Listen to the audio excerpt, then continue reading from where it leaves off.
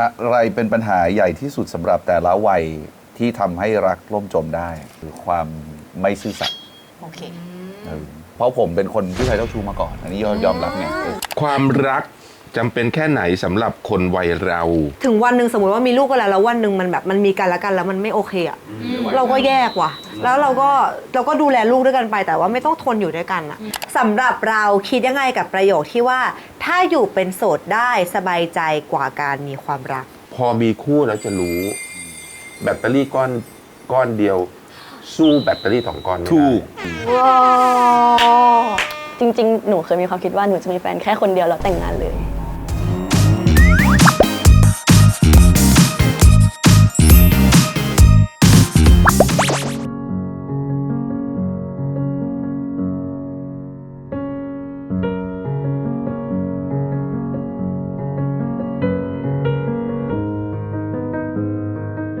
สวัสดีทุกคนนะคะสวัสดีครับสวัสดีครับสวัสดีครับยินดีต้อนรับสู่ช่องก้อยนัตตี้ดีแล้วจริงๆนี่คือรายการ20 30 40 50คือคีย์คือต้องการให้คนหลายๆเจนมาแชร์กันว่าเอ้ยเรามีความคิดเกี่ยวกับเรื่องนึงแตกต่างหรือเหมือนกันอย่างไรเข้าประเด็นเลยไม่ต้องอธิบายเยอะหรอกเพราะว่าไม่มีใครไม่รู้จักรายการนี้ยกเว้นพี่แต่ว่ารู้สึกเป็นเกียรติมากค่ะที่พี่มาแชร์กันวันนี้พี่เป็นทั้งนักแสดงพิธีกรศิลปินที่แบบว่าพวกหนูชื่นชมเพราะว่าหนูดูพี่ตั้งแต่เด็กใช่พี่มันเจ็บตรงที่ว่าดูตั้งแต่เด็กเลยแล้วอย่างหลงปั่นก็เป็นแบบเขาเรียกว่าตัวแทนของแบบศิลปินยุคใหม่อะไรเงี้ยก็รู้สึกว่าถ้าทุกคนได้มาเจอกันน่าจะสนุกดีงั้นหนูเริ่มพี่เลยได้ไหมคะเป็นคำถามข้อแรกเริ่มที่พี่เลยได้ไหมโดนสอยคนแรกขออนุญาตเปิดเขาเรียกว่าเป็นคำถาม Ice Breaking ค่ะรบกวนพี่เฟิร์นเอาเหรอเชิญค่ะได้ครับเปรียบเทียบความรักในช่วงวัยของเราเป็นของขวัญให้ตัวเอง1 ชิ้นคิดว่าของขวัญชิ้นนั้นคืออะไรเข้าใจไหมเข้าใจครับทำไมพี่ไม่เข้าใจวะทำไมพี่ไม่เข้าใจวะของขวัญสักอย่างอะไรก็ได้มันคือยาเสพติดครับยังไงคะถ้าตำรวจลงเนี่ยโดนแน่นอนเพราะพี่พกติดตัวอยู่ตลอดเวลาคือพี่ต้องเสพมันอยู่ตลอดเวลาพอขาดความรักปุ๊บมือมันสั่นคือรู้สึกว่าเป็นสิ่งที่เราขาดไม่ได้จริงๆพอตื่นมาปุ๊บกูความรักกูอยู่ไหนอะไรเงี้ยแบบมันต้องเสพแล้วมันต้องเทคแล้วคือหันไปปุ๊บเจอใครก็ได้กูรักเลยใครก็ได้กูเสพแต่ส่วนมากอะตื่นขึ้นมาแล้วมักจะเจอแม่จูนก็เลยต้องเสพทุกเช้าเสพความรักหอมแก้มอยู่ด้วยกันมากี่ปีแล้ว20 กว่าปีแล้วครับ20 กว่าปีตั้งแต่แม่จูนอยู่ม.1อะปีหนึ่งตกใจนะปี 1ม.1เรื่องจะเปลี่ยนแล้ววงแตกเลยตะเกียบแหละไม่ได้นี่คนแรกมาที่พี่นัทบ้างดีกว่าเดี๋ยวเราไล่รุ่นไปเลยตามไปสำหรับผมคือความรู้ตัวแล้วว่าตอนนี้ชีวิตเราต้องการอะไรทุกสิ่งทุกอย่างที่มันเข้าผ่านเข้ามาในชีวิตไม่ว่าจะเป็นชื่อเสียงเงินทองอะไรตอนนี้สำหรับเราอะความสุขเรารู้แล้วว่ามันคืออะไรแล้วมันก็ง่ายมากแบบโซซิมเปิลอะผมว่านั่นคือของขวัญสิ่งนี้คือสิ่งที่ผมให้ความสำคัญที่สุดคือมันเหมือนว่าคุณน่ะมีเจ้าของแล้วคุณต้องยอมรับสิ่งนั้นและคุณมีครอบครัวแล้วเรารู้แล้วว่าเนี่ยคือคนของเราผมว่ามันทำให้เราได้เรียนรู้ชีวิตว่าที่ผ่านมาเราเคยลองผิดลองถูกกันแล้วสิ่งนี้มันทำให้เราได้เข้าใจว่าความสุขที่แท้จริงคืออะไรหนูใส่เต็มเลยค่ะยกเป็นนิ้วนางใส่ยังใส่ยังแป๊บนึงพอตอบแล้วเลยดีกว่าของขวัญสำหรับดีมความรักโชคดีเป็นของขวัญเป็นอะไรขวัญถ้าเป็นของขวัญตอนนี้ฉันรู้สึกว่ามันจะเป็นบ้านเพราะว่าดิมรู้สึกว่าเป็นความรักมันคือความสบายใจมันคือแบบนึกถึงเมื่อไหร่อยากจะพักผ่อนอยากจะอะไรยังไงก็คือกลับบ้านอะไรประมาณนี้ค่ะก็เลยรู้สึกว่าจะเป็นบ้านจริงๆตอนได้คำถามเนี้ยเหมือนพี่นันเลยแบบคิดไม่ออกอ่ะมันคืออะไรวะอะไรเงี้ยแล้วก็เลยเป็นสารตามาแล้วคิดว่าน่าจะเป็นอากาศค่ะปีเนี้ยไม่เพราะว่าความรักคืออากาศที่สะอาดคือสมัยก่อนเวลาเจออากาศดีเราก็จะอุ๊ยอากาศดีจังเลยใช่ป่ะแต่ปีนี้หนูไปอินเดียมาแล้วอากาศแย่มากหนูเลยรีไลซ์ว่าแบบอากาศที่สะอาดอ่ะมันเหมือนแบบมันเป็นของขวัญล้ำค่ามากๆมันเหมือนมันทำให้เรามีความสุขอ่ะสมมุติว่าถ้าเราอาหารอร่อยแต่อากาศไม่ดีอ่ะมันก็ไม่ได้หรือว่าแบบสถานที่มันจะสวยมากแต่ถ้าเราเดินไปสักพักนึงแล้วฝุ่นมันเข้าไปเรื่อยๆอ่ะมันก็ทำให้เราแบบ ไม่มีความสุขอยู่ดีที่เลยรู้สึกว่าความรักที่ดีก็คืออากาศที่สะอาดอะ ที่สะอาด มันอยู่ไหลเวียนรอบตัวเรามันทำให้เราแบบ appreciate อะไรง่ายขึ้น มีแต่ positive ติงอยู่รอบๆตัวเราอะไรเงี้ย ตีความมานะผมบอกว่าความรักเหมือนอากาศ พี่นึกว่าความรักคือออกซิเจน ก็คือขาดไม่ได้ ขาดไม่ ไม่ ได้ ได้ ขาดแล้วตายอย่างเงี้ย แต่ไม่ใช่ ในวัยเนี้ยที่ว่าความรักมันคือ ถ้ามีมันต้องทำให้เรามีความสุขหรือดีขึ้นอะถ้ามีแล้วมันทำให้เราทุกข์ขึ้นที่ว่ามันไม่ใช่ความรัก เอาจริงคิดไม่ออกเหมือนกันแต่เร็วๆขึ้นมาตะเกียนึกถึงช็อกโกแลตอ่ะอุ้ยเพราะว่าก็รู้สึกคือก้อยเป็นคนชอบกิน แล้วก็รู้สึกว่ามันทำให้ก้อยอารมณ์ดีมันทำให้ก้อยรู้สึกมีพลัง แล้วก็ต้องเป็นช็อกโกแลตที่มันไม่ได้แบบหวานจนเกินไปกินแล้วเฮลตี้มันแบบ โกโก้ดาร์กโกโก้ ดาร์กโกโก้หน่อย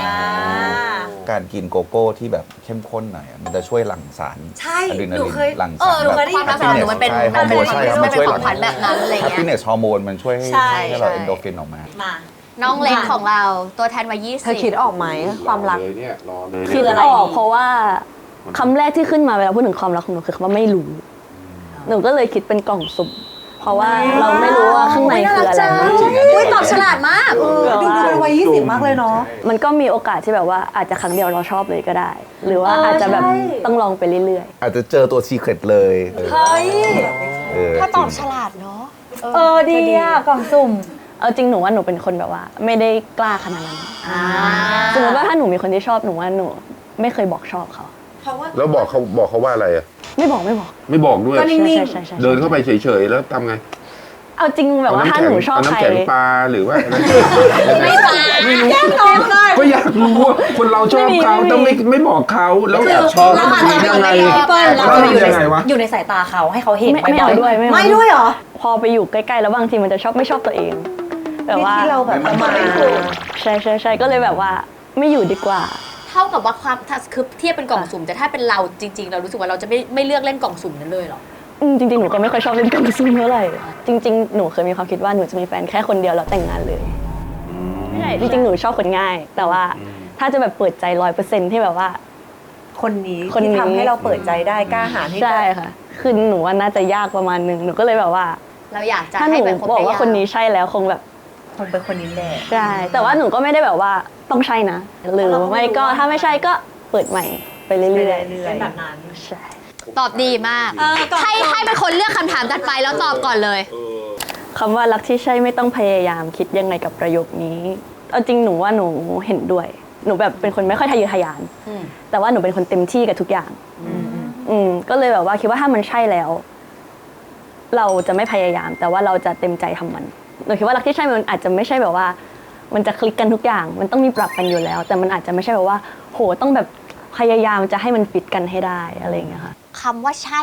สำหรับปันคือแบบไหน ที่หนูคิดเองนะคือคนที่เหมือนกับหนูก็เลยรู้สึกว่ามันจะมีความพอดีในบางอย่างที่มันจะคุยกันได้ สมมติถ้ามันมีปัญหากันแล้วคุยกันมันก็อาจจะแบบเข้าใจง่ายกว่าอะไรเงี้ยที่แบบว่าคนใดคนหนึ่งมันไม่ต้องยอมอะมันแบบสามารถคุยกันได้ถกกันได้อะไรเงี้ยค่ะ มาถามตัวแทน 30 ที่แต่งงานแล้วดีกว่าค่ะ คิดยังไงกับคำนี้ สมัยก่อนก็จะคิดแบบปัน ก็จะคิดว่าแบบ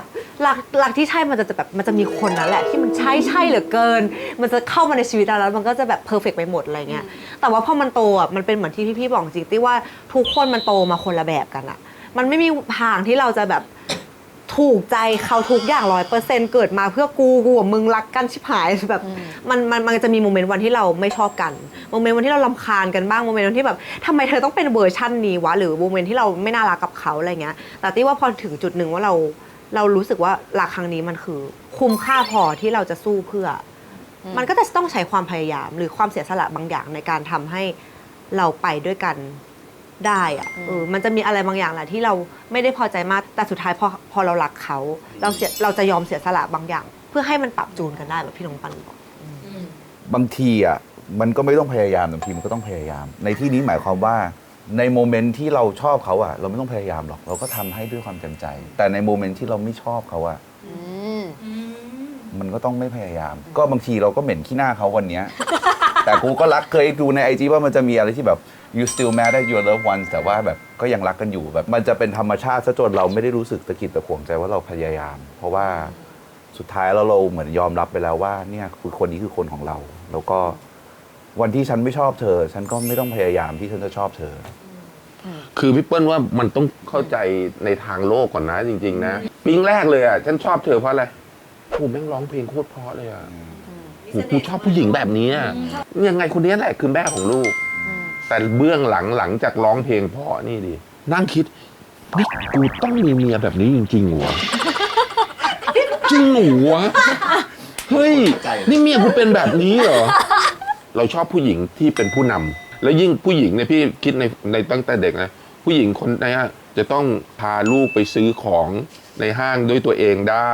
ขับรถไปส่งลูกไปโรงเรียนได้ จะต้องดูแลต้องอะไรได้อะไรอย่างเงี้ย แล้วพอตัดเรื่องความเป็นผู้นำแล้วเบื้องหลัง เราต้องใช้ความพยายามเยอะไหมอยากรู้ คือไม่คือเราชอบอยู่แล้ว โอเค เราชอบผู้หญิงที่เป็นผู้นำอย่างเงี้ยแล้วก็ว่าต่างคนต่างเล่นได้ต่างคนต่างอยู่ได้ต่างคนต่างอะไรได้มันเซ็กซี่มาก ป้างั้นไปคำถามถัดไป เดี๋ยวเป็นพี่นัทค่ะ อะไรเป็นปัญหาใหญ่ที่สุดสำหรับแต่ละวัยที่ทำให้รักล่มจมได้คือความไม่ซื่อสัตย์ โอเค เออ ทั้งเขาและเรา น่าจะจากสำหรับเรา ของเรา เพราะผมเป็นคนผู้ชายเจ้าชู้มาก่อน อันนี้ยอมรับไงก็คือเป็นเรื่องเดียวเลยที่จะทำให้เขาที่เขาแบบไม่ไปต่อกับเรา ต่อให้แบบ มีครอบครัวมีอะไรผูกพันกันแล้วอะไรเงี้ยเรารู้เลยว่า ถ้ามีเรื่องเนี้ย ให้เขาปวดหัวใจอ่ะเขาจะตัดทันทีเลย แล้วเขาจะเอาลูกไปด้วย พี่กำลังรู้สึกเหมือนนั่งอยู่ดูรายการพี่อ้อยพี่ชอตเลย มันมีหลายฟิลพี่เปิ้ล เป็นอย่างนี้เหรอรายการเป็นอ มัน ย่าง มี นี้เหรอ หลายฟิลเราจะ เนี่ ได้ ย รู้ว่าแต่ละเจนคิดยังไง เดี๋ยวก่อนจะไปพี่เปิ้ลบ้านนี้บ้างดีกว่า ใช่ มัน เรื่องเดียวกันไหมหรือว่าไม่ ไม่ใช่เรื่องเดียวกันของฉันเป็น เอาเรื่อง เรื่อง เดียว การสื่อสาร เรารู้สึกว่าการที่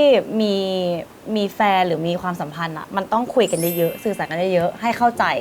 ชัดเจ ซึ่ง น ผู้หญิงเป็นแบบนี้เยอะมากเลยว่าแบบบางที แล้วแต่ เราก็ต้องเดาทางว่าแบบ แล้วแต่เด็กเป็นพี่นะแต่ว่าที่ว่าพอโต เรา ขึ้น ไม่ค่อยเนาะ ตอนโตจะรู้ว่าแบบมึงไม่พูดทำไมวะมันทำให้ทุกอย่างยากอ่ะ พูดแล้วมันจบไงพูดแล้วแบบ ง่ายกว่า เราก็ไม่เหนื่อยงอนไม่เหนื่อยเสียใจไม่เหนื่อยทำ คือเราก็รู้ตัวเองด้วยว่า ใช่ เราไม่ทำแบบนั้นดีกว่า อืม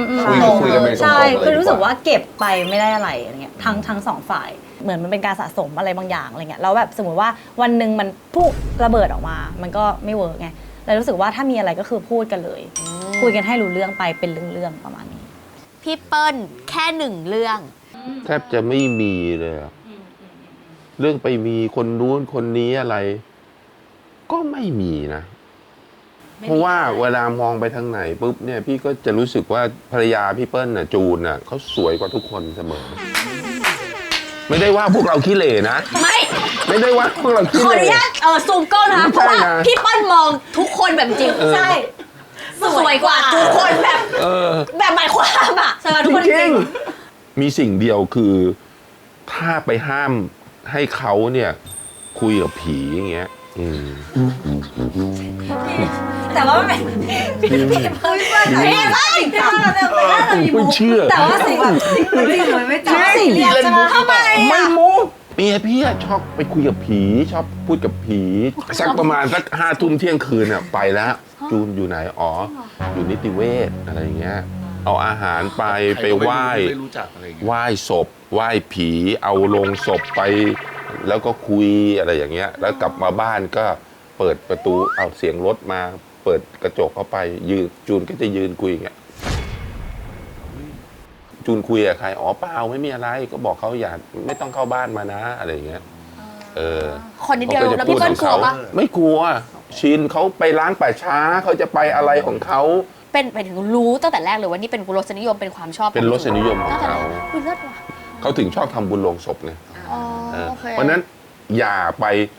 ห้ามเขา นี่เป็นความชอบของเขา ความ หรืออย่าไปพูดเล่นเรื่องพวกนี้ อืม ขนาดวันหนึ่งไปล้างป่าช้าเนี่ยนะเอาอาหารไปเลี้ยงโต๊ะจีนเอาหนังกลางแปลงไปฉายให้ผีดูนะพี่เปิ้ลก็ไปด้วยขากลับเราก็ไม่ได้คิดอะไรไปขึ้นรถเอาเปิดรถดีๆนะเดี๋ยวเนี่ยโอ้โหเข้าไปเต็มเลย เข้าไปนั่งรอในรถเต็มจูนหันมา อย่ามาทะลึ่งอย่ามาตลกนะเรื่องนี้นะ อ๋อเข้าใจ จะไม่ใช่พูดเล่นนะ ไม่ใช่ของเล่นนะ เรื่องจริงนะ เราก็อุ๊ยขอโทษครับขอโทษครับถ้าไปเล่นบ่อยๆนะอาจจะเลิกได้ โอเค นี่ นิชมากนิชมากนิชมากนิชมาก เรื่องนี้โหด ใจจริ นิ ง ชมาก ไม่ได้ตลกนะ พี่เปิ้ลนะ จริงจริงนะเว้ย ตาปัน คือหนูเป็นคนที่แบบว่าจริง ๆ เส้นความอดทนหนูสูงมาก คือถ้าหนูให้ใครแล้วอะแบบหนูให้เลย แล้วในเพื่อนเราเจเนอเรชันเดียวกัน คิดว่าอะไรเป็นจุดที่ทำให้เขามักจะเลิกกันมากที่สุดสำหรับเจนเรา ส่วนมากก็คือเรื่องคนอื่น โอเคการมีคนอื่น มันเป็นวัยแบบ วัยเนี้ย วัย กำลังสนุกอะเนาะ แบบ แล้วสำหรับปันอะไรเป็นเลดแฟลกในความสัมพันธ์มีปะ คนที่หนูแบบสัมผัสไม่ได้ว่าเขาจริงใจอะ อ่า แบบ ชัดเจน ใช่ เก๋เก๋ เขาเป็นเด็กที่เป็นวัยรุ่นที่มีความคิด มี ดี ความ มาก มีความคิดดีมากอะอย่างเงี้ยยาวนะเนี่ยยาว ครบยาว ไม่มีแฟนยาวไม่มีแฟนยาว ไม่จับเลยเปิด หนูก็เคยคิดเหมือนกัน หนูไม่เห็นภาพเลยอะ แต่พี่อะเห็นภาพ อุ้ย นะคะ ว่า แฟนของปันนะ จะต้องเป็นผู้ชายที่แบบน่ารักละมุน แล้วเป็นคนที่แบบไม่คิดจะมีคนอื่นแน่ๆอะ มันก็คือคนแบบ จริงๆไอ้คนเจ้าชู้จะไม่ชอบแบบนี้ อืม จริง เป็นเรื่องที่ แต่ ดี จริงๆตอนเด็กๆหนูชอบแบดบอยนะคะ เอาแล้วไง ๆ เอาแล้ว เอาแล้วไง ถ้าสมมติว่ามีผู้ชายแบดบอยมาจีบปันอะปันจะรู้สึกว่าแบบกลัวไหมหรือว่ารู้สึกว่าแบบ อย่าไปก ล ลัว องมาสู้กับคุณสิ มันต้องลองชีวิตพี่ว่าสำหรับ เอา พี่ จริง มันต้องลองมันต้อง คือ ให้ หนู รู้ ว่าหนู ไง เป็นคนแบบว่า รู้ตัวเองประมาณหนึ่งคือพูดตอนนี้ก็คิดว่ารู้แต่ว่าของจริงก็ไม่แน่ใจ แต่ว่าคือแบบคือหนูอาจจะชอบลุคที่ดูแบดๆหน่อย เอามาข้อถัดไปเชิญค่ะ ความรักจำเป็นแค่ไหนสำหรับคนวัยเรา จำเป็นแค่ไหน ก็100%นะ มันก็ไม่ควรลดลงอ่ะ อืม หนูอยากรู้ว่าพี่เปิ้ลพออยู่กันมานานๆอะพี่เปิ้ลทำยังไงให้มันแบบเต็มร้อยอยู่ตลอดหรือว่าแบบดูแลมันยังไงคะ ตอนนี้นะเอาตรงๆนะมันถูกทอนไปประมาณเยอะเหมือนกันนะ ความรักของเรากับภรรยา มันถูกทอนไปให้ลูกเลย แล้วเราพยายามจะในความเป็นคู่ของเราพี่ดูแลมันไง มันโทรเช้ากลางวันเย็นใส่ใจกันอยู่ตลอด ทำอะไรอ่ะ ตอนนี้ทำอะไรตื่นย่างอะไรอ่ะ ตื่นเสร็จลงทำอะไรอ่ะ แล้วตอนนี้ทำอะไรอะไรอย่างเงี้ย เหมือนมันใส่ใจ ไปหมด ตลอด ตลอดเวลา เออ ไล่ลงมาค่ะ พี่นัท สำคัญที่ต้องหมั่นเติมให้กันเรื่อยๆ มันไม่จำเป็นต้องเต็ม อืม เหมือนวันแรก เพราะพี่เชื่อว่าวันแรกคู่รักกัน มันอาจจะเต็มในเรื่องของความเห่ออะความที่มันยังใหม่อยู่อะแต่ผมว่าสิ่งที่มันพิสูจน์จริง ๆ เลยอะคืออยู่ไปได้นานแค่ไหน ทุกคู่มันเลิกกันได้ไงสำหรับผมอะผมก็มีปัญหาเรื่องนี้กับแฟนนะตอนมีลูกอะก่อนมีลูกเราก็คนสองคนไงเราก็ไปไหนมาไหนเที่ยวด้วยกัน เราก็เป็น just us มีแค่เราสองคน แต่พอมันมีตัวหารความรักออกมาปุ๊บอะเราก็รู้ตัวแล้วว่าบางวันอะฉันพิสมัยลูกมากกว่าพิสมัยเมียแล้วบางทีเมียก็เป็นแบบนั้น แล้วผมก็เลยมีอยู่ครั้งหนึ่งอะก็พูดกับเมียชิวๆเลยบอกว่าเธออย่าลืมนะว่าฉันเป็นสามีเธอ ให้เวลาโมเมนต์เราในฐานะแบบสามีภรรยาบ้างสุดท้ายแล้วอะพอผมกับภรรยาคบกันมา10 ปีเป็นเพื่อนกัน5 ปีก่อนแล้วก็แต่งงานกันอีก5 ปี เรารู้เข้าใจภาษารักเขาแล้วว่า คนคนนี้ภาษารักเขาคืออะไรสำหรับเขาคืออาหาร การได้กินของจริงๆเฮ้ยนี่คือไม่เขาเป็นคนชอบกินไงแล้วเป็นคนกินง่ายๆโดยไม่ได้ต้องกินแพงนะเธอไปกองถ่ายเหรออุ้ยเอาอาหารมาฝากหน่อยเอาข้าวแกงกองมาฝากหน่อยผมผู้หญิงบ้าอะไรวะแล้วเนี่ยก็เป็นส่วนหนึ่งที่เรารักเขาแล้วเราก็เรียนรู้ว่าเขาจะเป็นคนเวลาเขาจะแบบแสดงให้ใครเห็นว่าเขารักใครอ่ะเขาจะรู้ว่าคนนี้ชอบกินอะไรเขาจะจำทุกคนเลยแล้วเขาก็จะจำเราด้วยว่าแบบเนี่ยชอบกินนี้หรออะไรเงี้ยวันไหนเราอารมณ์ไม่ดีเขาก็ทำให้กิน ดี ผมว่าอันเนี้ยเขามัน ทำไม อันเนี้ยสำคัญ ทำไมเมียเราไม่เป็นแบบนี้ ไม่เป็นไรไม่มีคนก็น่ารัก โมเมนต์แบบนี้ไม่มีนะ พี่นี่เดินเกือบล้มหัวฟาดพื้นหลายทีแล้วนะ ยกทรงวางตรงนี้กางเกงในวางตรงนั้น บางคนเขา ไอ้ เป็น นี่กูต้องมานั่งเก็บผมอยู่ก็ไอ้ตรงไอ้ซิงค์อ่ะไอ้ที่อาบน้ำอ่ะที่อาบน้ำอ่ะที่อาบน้ำอ่ะกูต้องมันดึงออกจากซิงค์อ่ะออกจากซิงค์อ่ะที่อาบน้ำอ่ะดึงผมคือแล้วเราก็แบบอาบน้ำอาหารน้ำอย่างเงี้ยมันก็ต้องมานั่ง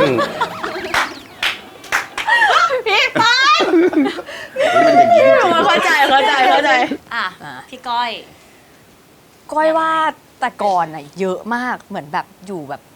90 กว่ารู้สึกสำคัญมากแต่อยู่ท็อปเลย ใช่แต่ว่าวันเนี้ย50-60รู้สึกว่าการมีความรักในระดับที่เรารู้สึกว่า เขาอินเตอร์เซ็กกับเราเฉยๆเหมือนเป็นวงกลม2 วงที่มีเชื่อมกันตรงกลางเฉยๆแล้วหันไปแค่อยู่อะณวัยเนี้ยรู้สึกถูกต้อง ไม่ต้องละฉันจะอ้อย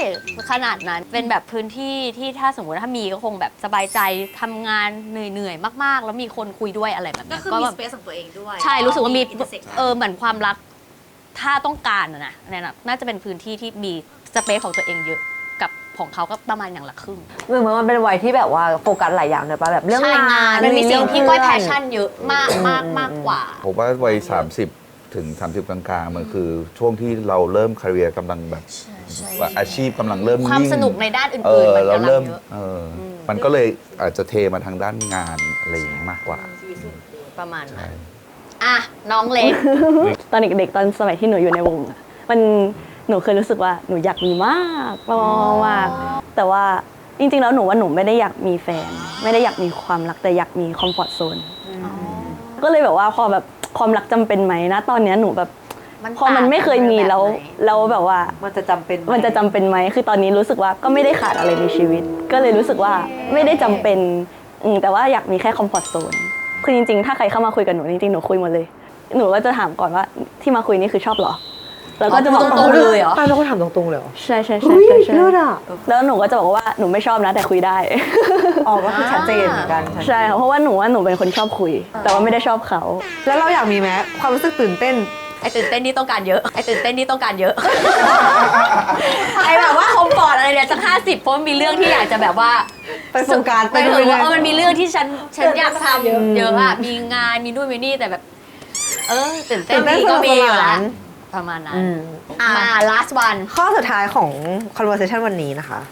สำหรับเราคิดยังไงกับประโยคที่ว่าถ้าอยู่เป็นโสดได้สบายใจกว่าการมีความรัก ฉันว่ามันคือขึ้นอยู่กับว่าเรามีความรักกับใครอะคือตีว่ามีเป็นโสดก็ได้ ถ้าคนที่อยู่ข้างๆมันไม่ใช่คนที่ทำให้เรามีความสุขขึ้นอะคือไม่แปลกอะไรและไม่เป็นไรที่จะต้องอยู่คนเดียว คือมันไม่ได้มีอะไรดีกว่าหรือไม่ดีกว่า แต่ว่ามันขึ้นอยู่กับมันดีเพนว่าการมีอยู่นั้นอะมันมีอยู่แบบไหนอะถ้ามีอยู่แล้วดีเป็นคนที่เรารักเป็นคนที่เขารักเราแชร์อะไรให้กันได้อะฉันว่าการมีความรักเป็นสิ่งที่ดีหนูก็โอเคด้วยกับการที่ว่า ถึงวันหนึ่งสมมติว่ามีลูกกันแล้ววันหนึ่งมันแบบมันมีกันแล้วกันแล้วมันไม่โอเคอะเราก็แยกว่ะแล้วเราก็ดูแลลูกด้วยกันไปแต่ว่าไม่ต้องทนอยู่ด้วยกันอะแต่ว่าเมื่อไหร่ก็ตามที่เราตัดสินใจจะอยู่ด้วยกันเป็นคู่กัน ก็แสดงว่าวันนี้เรามีความสุขฉันรักเธอเธอรักฉัน วันนี้มีความสุขไหมคะ มีความสุขสุดๆค่ะรู้สึกว่าตี้ว่าการมีความรักที่ดีมันทำให้เรารู้สึกเหมือนแบบ เรามีทีมที่แบบอยู่ข้างๆไม่ว่ามันจะเจอเรื่องอะไรหันไปมันจะมีคนเนี้ยที่สู้ไปกับเราอะ แบบสมมติเราได้สำเร็จในสิ่งที่เราแบบร่วมมือกันนะจับมือกันเฮ้ยเธอทำงี้สิเดี๋ยวฉันทำอย่างนี้อะไรเงี้ยแล้วมันจะฟินสุดๆเลยมันจะแบบกิฟมีไฟแบบอย่างนี้มันจะแบบโอ้โหวินดิเทลอ่ะใช่มันจะอย่างไงเอาจริงๆถึงมันเป็นเรื่องโง่ๆนะอย่างเช่นผมเพิ่งไปเที่ยวญี่ปุ่นมา แล้วแฟนเราอ่ะก็เป็นคนแบบเป็นห่วงทุกคนประเด็นคือทุกคนช็อปเยอะมากจนน้ำหนักเกิน แล้วเขาก็ต้องเสียเงินคนละ 9,000 10,000 นึงเลยเพื่อซื้อค่าน้ำหนักกระเป๋าแฟนผมบอกไม่ได้ไม่ให้เสียเดี๋ยวจะมาคำนวณน้ำหนักกระเป๋าให้ทุกคนแบบกระจายก่อนออกอ่ะนางก็เอาของแบบพี่เอาอะไรมาเกินมาโยนมาเลยเดี๋ยวหนูมาช่วยจัดแจงเองว่ากระเป๋าใครว่างกระเป๋าใครว่างจนเสร็จเรียบร้อยพอไปเช็คอินปุ๊บมิชชั่นคอมพลีทคือไม่มีใครเสียสักบาทซึ่งเราก็แบบgive me 5 you did so well แบบยูเจ๋งว่าอะไรเงี้ยเราก็รู้สึกดีไปด้วยนะซึ่งอันเนี้ยเรารู้สึกว่ามันสำคัญเท่ากับว่าเรารู้สึกว่าสำหรับเราในวัยนี้คือมีคู่ยังไงก็เวิร์กกว่าตอนเมื่อเทียบกับตอนโสดเอาเป็นพี่นัทคนเดียวนะอันเนี้ยสำหรับผมคิดว่าดีกว่า โอเค เพราะว่าเราเลือกอยู่แล้ว แต่ผมไม่ได้อยากจะพูดคำหนึ่งว่า คุณอย่าไปมองว่าคนอื่นเขาชอบอะไรแล้วคิดว่าคุณต้องชอบตามนะอันเนี้ยอยากจะพูดให้เด็กๆฟังอย่างหนึ่งว่า การที่เราเป็นตัวเราไม่เหมือนใครอ่ะมันดีแล้วคิดไว้เสมอว่าความแตกต่างมันทำให้โลกนี้สวยงามถามตัวเองลึกๆว่าฉันต้องการหรือเปล่าถ้าฉันไม่ต้องการก็โดนบาร์เตอร์เพราะว่ามันเหนื่อยปวดหัว เข้าใจ มันต้องดีลกับอะไรหลายๆอย่างอ่ะก่อนหน้าจูนเนี่ยพี่เปิ้ลเคยนอนอยู่คนเดียว เราก็รู้สึกโชคดีนะที่เราไม่แต่งงานอะไรเงี้ยตอนนั้นอ่ะเพราะว่าเรารู้สึกแบบมันยังไม่พออะไรเงี้ยมันเจอคนนั้นก็สวยเจอคนนี้ก็สนุกเจอคนนี้ก็ใช่จนกระทั่งมาวันหนึ่งนอนอยู่คนเดียวตื่นขึ้นมาเฮ้ยนี่จริงเหรอวะนี่กูอยู่คนเดียวจริงเหรอนี่กูไม่มีใครแล้วเหรอเฮ้ยแล้วถ้าเกิดเราชักไปแล้วแบบหรือว่าป่วยหรืออะไรแล้วใครจะมาดูแลเราหรือ มันถึงวันที่เราจะต้องมีคู่แล้ววะ แต่ถ้าเราจะเจอใครสักคนนะ คนนั้นจะต้องเป็นแหล่งผลิตลูกกับเราให้ได้ ผลิตลูกแต่ว่าอะไรวะพี่บอล จริงๆเราชอบเปิ้ลนาครไง เราชอบไอ้ผู้ชายคนเนี้ย เราอยากผลิตไอ้ผู้ชายเปิ้ลนาครเนี้ยขึ้นมาบนโลกใบนี้สักสองสามคน4 คน 5 คน 10 คน เอาแล้วแต่งงานอ่ะมึงบอกจะไม่แต่งงานกูไม่กูผลิตลูกก่อนแล้วเดี๋ยวค่อยแต่ง เพราะว่าในงานวันแต่งงานน่ะมันคือวันที่สำคัญที่สุดในชีวิตคู่ แล้วทำไมถึงวันที่สำคัญที่สุด ถึงจะต้องไม่มีคนที่เรารักที่สุดร่วมอยู่ในงานนั้นด้วย จังเลย สุดท้ายพี่เปิ้ลบอกว่า พอมีคู่แล้วจะรู้ หันมาคอน มี วิน คู่แล้วจะรู้ หันมา ว่า convince แบตเตอรี่ก้อนเดียว สู้แบตเตอรี่2 ก้อนไม่ได้ ถูก ว้าว อุ้ยโคม เออนี่ นี่โค ขน ม ลุก เลยโคมเลย ขนลุกจริง แบตเตอรี่ก้อนเดียวสู้แบตเตอรี่2 ก้อนไม่ได้มันทำไงดีเรา2 คนทินเดอร์มาหลังจากเข้มเป็นโอ้โหคำนี้มันดีมากขอถามพี่ปันแล้วกันหลังจากฟังพี่ๆกันมา เรารู้สึกยังไงบ้าง จริงๆ หนูว่าหนูก็ไม่ได้เลือกโสดตั้งแต่แรกอยู่แล้ว โอเค ใช่เพราะว่าจริงๆ หนูไม่ขาดใช่แต่ว่าหนูว่ามีก็ดีกว่า ที่บ้านหนูห่วงด้วยอะไรเงี้ยค่ะแบบว่าเดินทางคนเดียวอะไรเงี้ยไม่เคยก็จะเป็นแบบพี่ชายรับส่งแม่รับส่งพ่อรับส่งเอาจริงสกิลการเอาตัวรอดแบบคนเดียวหนูแบบต่ำมากหนูว่าหนูก็ชอบทำอะไรกับคนอื่น แบบมันสนุกกว่า แต่ว่าอยู่คนเดียวก็สนุกแต่มันคนละแบบ คือจริงหนูรู้สึกว่าถ้าหนูเป็นแฟนใครหนูว่าหนูอะ เป็นแฟนที่ดีนะ ของนี้แน่นอนอยู่แล้ว หนูแบบ ไม่รู้เลย รู้ ดูออกเลย ถ้าผู้ชาย ใช่ ได้คนนี้เป็นแฟนพี่เปิ้ลว่าแบบโคตรโชคดีอ่ะ เรามาสรุปมันจะเป็นเซสชั่นสุดท้าย เหมือนกับว่าให้เราเนี่ยบอกตัวเราหรือว่าคนที่อายุต่างจากเราต่ำไปกว่า 10 ปี ว่าเราอยากบอกอะไรเขา พี่เปิ้ลเคยแบบไปซาวน่าเจอลุงคนหนึ่งบอกเฮ้ยพี่เนี่ยมีกิ๊ก2 คน 3 คนพี่เลี้ยงอย่างนี้พูดอย่างแบบภูมิใจมากอะแล้วก็ครับเจ๋งดีครับ แต่เปิ้ลอย่ามีนะแม่งนรกชัดๆเนี่ยเขาเล่าว่ามีความสุขนะเหมือนเสพยาเสพติดนะเสพแล้วมีความสุข แต่มันเลิกไม่ได้ สุดท้ายแล้วปัญหาที่มันเกิดขึ้นน่ะมันไม่คุ้มกับความสนุกชั่วครั้งชั่วคราวที่มันเกิดขึ้นในความคิดของเรา มันไม่คุ้มจริง ๆ ชีวิตมันจะพังไม่คุ้มกับสิ่งที่เราสร้างมา และ 40 อยากบอกอะไร 30 ครับ หาตัวเองให้เจอและเพื่อคุณเจอแล้ว ก็เดินทางไปในชีวิตนั้นไม่ต้องไปมองแค่ว่าเฮ้ยถ้าเกิดมันเป็นอย่างนี้มันจะเป็นอย่างนั้นเลือกแล้วคือเลือกเลยก็คือทำให้มันดีที่สุด อ่ะพี่บอกอะไรพี่ปัน ถ้าหมด20ก็คือใช้ชีวิตไปอะ ใช่ เนาะ บอกเหมือนเดิม ตอน20มันใช้คุ้มอะอยากทำอะไรทำ แต่ว่าเป็นวัยที่ลองได้จริงๆ พี่ว่าไม่ต้องกลัวด้วยอย่าไปกลัว ต้องยอมรับคอนซีเควนซ์ที่จะเกิดขึ้นจากการตัดสินใจของเราเองบางทีแบบว่าเราจะเลือกช้อยเสี่ยงๆนั่นแหละแต่ก็ต้องยอมรับได้ว่าไอ้ช้อยเสี่ยงที่เราจะเลือกแม่ง มีผลนะ แม่งจะมีคอนซีเควนซ์ตามมานะแล้วอย่าเสียใจกับสิ่งที่ตัดสินใจไป ไม่มีอะไร แล้ ต้ ว อง ก็ เสี ดู ย เป็น ดาย วัย ละ ที่เสียใจได้มีช่วงรีคอร์เหมือนมีช่วง ใช่ จัดการตัวเอง ยังมี ได้ แรง เยอะ อยู่ มีแรงที่จะ มีแรงที่จะเสียใจ ยังไหวอ่ะท้ายสุด 20อยากบอกคุยอะไรกับ 50 คะ น่าจะเป็นอย่าลืมวันแรกที่รักคนนั้น อย่าลืมวันแรกโอเคเลิศ วันนี้ขอบคุณทุกท่านมาก ขอบคุณ ที่มาแชร์ มากค่ะ กั สามคนเลย แต่อยากให้ทุกคน นะคะ ฝากช่องฝากอะไรฝาก ฝากผลงาน ฝากผลงานได้หมดเลย ได้หมด ค่ะ ก็มีเพิ่งปล่อยเพลงไปค่ะ ชื่อเพลงว่า You She and I That you like how I'm being myself. That ค่ะ แล้วก็ฝากช่องทางติดตามข้างล่าง อย่างตู้นี่เดี๋ยวพี่ขึ้นให้หมดเลยฝากน้องฟังเพลงน่ารักมากน้องปานน่ารักมาก ผมเพิ่งมี MV ไปเป็นของวง Bedroom Audio นะครับ โอเคไปฟังกัน เป็น MV ชื่อว่าตรงนั้นวันนี้ ซึ่งมันก็จะเป็น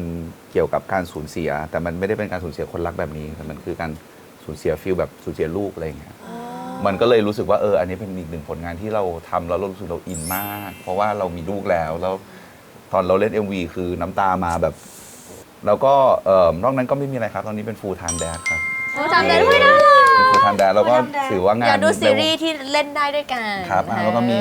บาง มี ตอน ซีรีส์ที่ปีหน้าจะเป็นซีรีส์ของต่างประเทศ แต่ยังบอกชื่อไม่ได้ น่าจะได้ดูกันปีหน้า มีหมวกปั่นจักรยานครับหมวกที่เอาไว้ใส่แบบข้างใต้หมวก บวกแข็งๆอีกทีนะ หนูขี่จักรยาน เดี๋ยวส่งมาให้เลยครับเดี๋ยวส่งมาให้ หนู ครับ อุดหนุนค่ะ ชื่อว่า Never Stop Pedaling นะครับ ได้ค่ะ พี่เปิ้ลค่ะชอบ ข เชิ อง ญ พี่ ทุก เปิ้ล อ ก็ ย่าง เยอะหน่อยนะ ก็ถ้าชอบติดตามชีวิตของครอบครัวเรา 4 อ ติดตามได้ทุกแพลตฟอร์มนะ YouTube Facebook Instagram IG TikTok เปิ้ลนาคอนชาแนลนะแล้วก็ถ้าอยากหาร้านอาหารอร่อยๆ ก็ไปที่เอเชียทีที่ Sail to the Moon ไปกินก๋วยเตี๋ยวเรือกันอร่อยๆได้ แล้วก็ใครที่ชอบทำอาหารกินส้มตำอร่อยๆ น้ำปลาร้าดีๆ ขอแนะนำว่าน้ำปลาร้าตาส้มปล่อย ส้มปล่อย ขายแล้วทั่วประเทศเลยฮะ ขอบคุณมากค่ะพี่ๆขอบคุณน้องเปิ้ลด้วยขอบคุณมากขอบคุณนะคะคอมเมนต์มาได้เลยนะคะกดไลค์กดแชร์กด subscribe ด้วยหรือว่าอยากให้ถามประเด็นไหนหรือเจอใครอีกนะคะ อยากให้คุยเรื่องอะไรพิมพ์มาได้เลยนะคะ บ๊ายบาย